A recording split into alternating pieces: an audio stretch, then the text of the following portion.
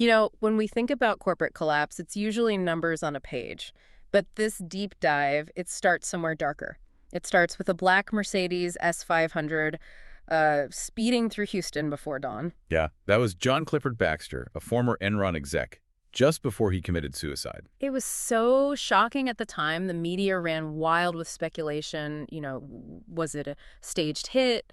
It got so intense the police actually had to run a full capital murder investigation. Right, DNA, ballistics, the whole thing. Even though there was a suicide note, it just shows the level of, well, the sheer chaos and suspicion around Enron's fall. Exactly. And that brings us to our source material for today. The Smartest Guys in the Room. By Bethany McLean and Peter Elkind. And it's interesting, McLean's part started small, just a Fortune article, asking a simple question. Why are Enron's financials basically incomprehensible? Yeah, she quoted analysts calling the earnings a total black box. A black box. And apparently, when CEO Jeff Skilling was asked about that directly, he hung up the phone, just hung up. So our mission today is to unpack, let's say, 3 big interconnected themes from this whole mess. Themes that really felt like a warning sign for scandals down the road. A harbinger, definitely. So where do we start? Maybe with the culture. Let's do it. Idea 1, this weird mix of a cult of personality and just brutal internal ruthlessness. Ken Lay, the CEO, he had this public image, right? Visionary community leader. Oh, absolutely. Very polished. But inside, the demands were, well, almost bizarrely elitist. Like executives on the 50th floor had to make sure Lay's lunch was served on fine china under a covered silver platter every day. Wow. And while Lay's managing the silverware, Jeffrey Skilling, who'd become CEO later, he's building this almost pathologically ruthless internal culture. Talk about that, the intellectual purity thing. Yeah, Skilling genuinely seemed to believe people were just bundles of logic, that you could reduce everything to cold intellect. And this thinking, it sort of justified the PRC, the Performance Review Committee. The rank and yank. Exactly, rank and yank. Every year, the bottom 10, maybe 15% of employees were ranked, and if they didn't improve fast, they were expected to be fired. It actively rewarded aggression, backstabbing. It was poisonous. Which is utterly brutal. But that kind of internal pressure cooker, it only really works if the numbers look good, right? Which brings us to idea number 2. The art of financial illusion, smoke and mirrors. Right, and the absolute cornerstone of that illusion was mark-to-market accounting.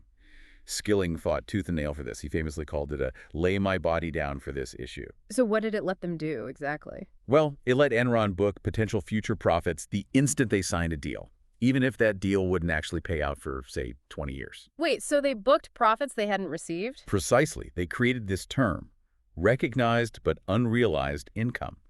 Basically, booking today's profits based on guesses about the distant future. It looked amazing on paper, but it created this massive need for actual cash. Which is where Andy Fasto, the CFO, comes in. His job was, what was the phrase? To feed the beast. That's the one. Feed the beast. Enron constantly needed capital to cover the gap left by those unrealized mark-to-market profits. So Fasto got creative, dangerously creative. With things like the SPEs, special purpose entities. Exactly. These incredibly complex partnerships, like LJM, were designed to raise money, hide debt, and keep the illusion going. They brought in cash without officially adding debt to Enron's books or diluting stock, feeding the beast, but secretly starving the company. Okay, so you've got this ruthless culture fueled by fake profits.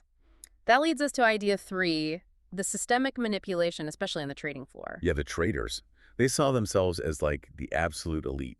The book describes them as a powerful high school clique that even intimidated senior management. And for them, rules weren't rules. They were just suggestions, obstacles. Pretty much. Just conventions to get around. Yeah. And this wasn't just swagger. It translated directly into gaming the system. The California energy crisis is the prime example. Right. Lay and Skilling kept insisting, oh, we're just a logistics company moving energy around. Benign.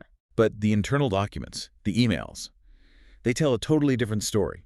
They explicitly figured out how to game the California market, systematically. And there's that infamous email subject line, the final procedures for Death Star. Death Star. I mean, come on. That email detailed specific strategies to manipulate the energy grid and capture congestion relief payments. It wasn't logistics. It was deliberate speculation and market rigging. Proves the point entirely. It wasn't some side effect. The speculation was the business. Absolutely. So, okay, pulling it all together. Why are we still talking about Enron? Why does it still feel relevant? I think because it wasn't just one bad apple or even a few, it exposed this deep chasm between corporate illusion and reality. It showed how banks might chase fees over ethics, how ratings agencies could bless doomed investments, how these off-balance sheet tricks were already hiding massive risks. It was like a preview, wasn't it? A template for future crises. Totally. Which brings us to maybe the most chilling quote of all. Jeff Skilling, after everything fell apart, defending himself by saying, Enron was a great company. Yeah. Still saying it. So the question for you, listening, is maybe this. If Skilling truly believed that, what on earth did great company mean back then? And maybe more importantly, what should it mean today? Something to think about.